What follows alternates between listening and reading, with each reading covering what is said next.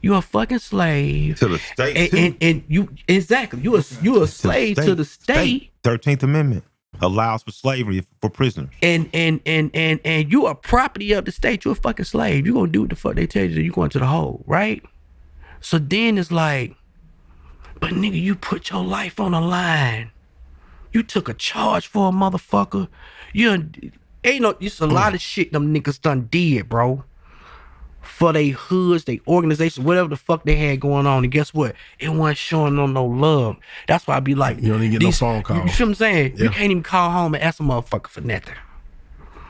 But as soon as you come home, these niggas all in your face. Like they fuck with you when you was down. So that for me, like I ain't gonna, you know what I'm saying? For me, it was like, I ain't on that. I don't, you know what I'm saying? I never say fuck the streets because the streets made me who I was, right? But I can say I don't fuck with the streets. Right. Because I've seen there's no loyalty in the streets. They try to program you to think that it's loyal to it, keep it real, keep it 100 and all this. It's a manipulation. So it's that's all it is. It's a tool of manipulation. Damn. And motherfuckers buy into that concept. And then the crazy thing is, you know, these niggas, you in here killing each other. Like, come on, bro.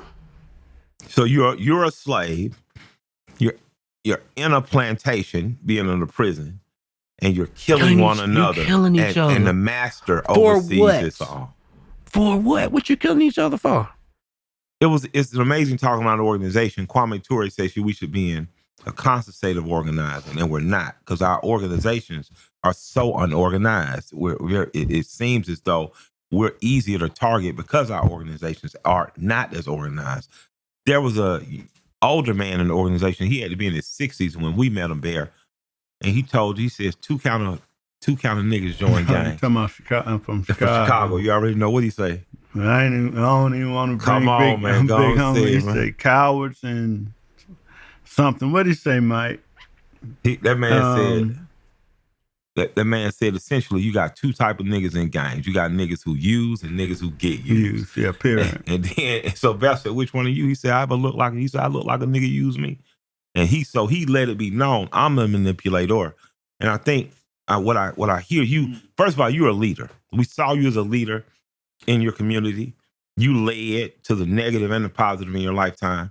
What you're doing now in a positive space is an even greater impact than what you did in terms of the negative. The negative space is what it was, but during the crack era, everybody was the Wild West. I understand the need to form an organization, but you chose to, when you got out, to form two other organizations that I would imagine you took some of the principles from the streets and learned in terms of leadership. So tell me about Egress and tell me about what, looking at those young men, looking at how unsupported they are, how uncared for, how they get tricked into this false love of community and gangs. What made you determined to now you went and start a whole nother organization? Right. What I mean, you just kind of born to lead, Art. That's what I'm kind of seeing about your life. No matter what happens, it seems as though you get put, and it seems as you've been a warrior your whole life. And what brought you to form these organizations, and what brought you to jiu-jitsu? And I'd like to hear, about the joys it's brought you, if any. So, like I told you, piggybacking off what I was saying about the experience, me making an observation, I said, man, when I get out, I want to help. I want to tell these young niggas the truth. Yeah. I want to talk to them about the truth. I want to tell them the truth. Because I've been where a lot of them being, like you were saying, people being organizations, they're either being used or they're using people. Yeah. And so I wanted to try to save as many young men and young women as I could by telling them the truth. Yeah. I feel like, because people be like, all right, man, you ain't scared, you ain't worried about retaliation or stuff like that. I said, man, if God covered me when I was on my bullshit, I know he got me while I'm on the real shit. This is my redemption. Amen. You know what I'm saying? Because I was a partaker and a contributor to a lot of the violence that happened in this city. And so I feel like now that I'm doing what I'm doing, that, God, he got me. I'm a firm believer in that. I believe everything's created by something. I believe it's a difference between faith and religion. Yes, sir. And so, is your mom still around? Did she live to see it? I want the transformation. Yeah, I mean that's a whole different story, bro. Yeah. But yeah, she did. Was your mom about that life too? Yeah, when she was younger. Yeah, that's because you told me about the times you moved. My mom's out the West. Yeah, when she was younger, yeah.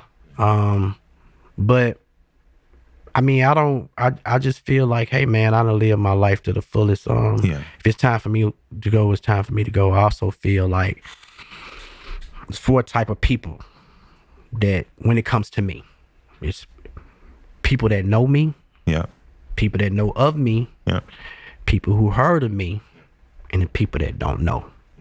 So the first three already have an understanding of who I am. So that's why I walk alone.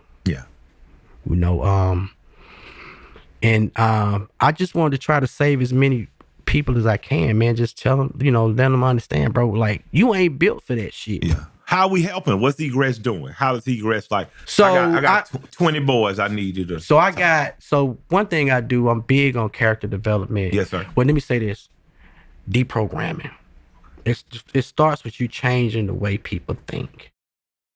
You feel what I'm saying? It's like with any, like when they do demo work and tear down a building. Yeah. You have to demolish the building, clean out the foundation, and rebuild, right? The supreme mathematics says number 8 is build and destroy. So I felt like, and I use my life as a model. Yeah. And so using my life as a model, I got big ups to my bishop, man. My Bishop Hopkins, man. Big up Bishop Hopkins. He was my biggest supporter. He the one really pushed me to do the work. What church? New Direction Ministry. I'm looking for a church, so I'm gonna pop up. New Direction Ministry. So, man, when I tell you, man, that brother, man, he's been my biggest support. I wouldn't even be doing the work if it wasn't for him. You kind of like Saul in the Bible. Let me tell you. Okay. I came to him one day because I was a convicted felon, man, and I had a problem getting jobs. So I was talking to him. I was like, man, these motherfuckers tripping, whatever. He was like, I can't find a job. He was like, shit, nigga, I wouldn't give you a job. The fuck, you know who you are. He said, but he was like, man, create your own business. Yeah. Start your own business. And he was like, it's a ministry. And so he gave me this analogy of these 3 different situations. He was like, do you think a man can be a blood, go kill some Crips, and then turn around and help the Crips? I was like, shit, I don't know about that, Bishop. So then he was like, do you think a gang member can kill a gang member, sleep with his wife, and that's David. have a baby, That's have David. a baby? That's David. This is how he getting it to me, right? David. And so I was like, I don't know about that, bitch.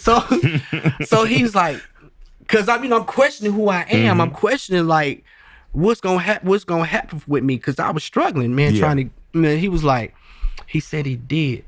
I said, what? He said he did it with Paul, David, and Moses. Yeah, he gave me those 3 analogies, but he gave it to me from a street nigga perspective. Yeah, absolutely. And so, and that's how he is. And he from Adamsville too. He went to Harper. Okay. So it was like Adamsville. Yeah. So he knew of me. He married me and my ex-wife. Yeah. And like I said, he been my biggest supporter. He's one of my mentors, and he one of the people that stay on my head and always remind me, like, bro, this is a ministry. Yes.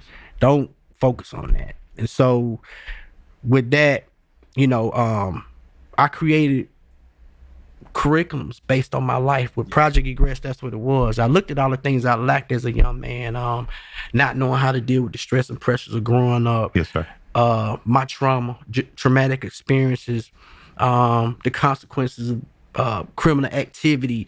And so I created a curriculum to address all those issues, saying if I would have had some of these things in place, yes, sir, my outcome would have been I felt it would have been different. Do you think that if we get because a part of what seemed like your healing process has been, again, I view you as a warrior. It's better to have a warrior in a garden in the time of war than as a gardener, on the battlefield. So you have a balance in that you're incredibly kind and gentle, and you deal with people at a way that's respectful. And you get on that mat, you roll with Anderson Silva. Like, right.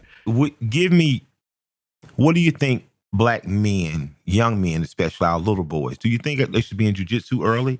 Like, and how young? And do you think that we should have art Powells in our elementary schools teaching young men conflict resolution? There's a Next Level Boys Academy that's ran by Gary Davis that we have a lot of respect for. We help too. I don't know if you guys know one another, but I think I'm familiar with Gary. Yeah. Mm-hmm. Do you think, because again, you've been such a warrior, do you think our boys should be touching hands, boxing, things like that earlier so they learn? Because when you know how powerful you are, you kind of know how to control that power better. I really feel like we need to be taught that. I grew up fighting. Yeah, from the West, I know. We didn't use guns and stuff like that. That changed with the narrative changed when outsiders came in. Yeah. You understand what I'm saying? So I believe the discipline of mixed martial arts is therapeutic. Yeah. It builds confidence. Yes, sir. And I want to give young people an option to deal with a conflict without having to resort to using the gun.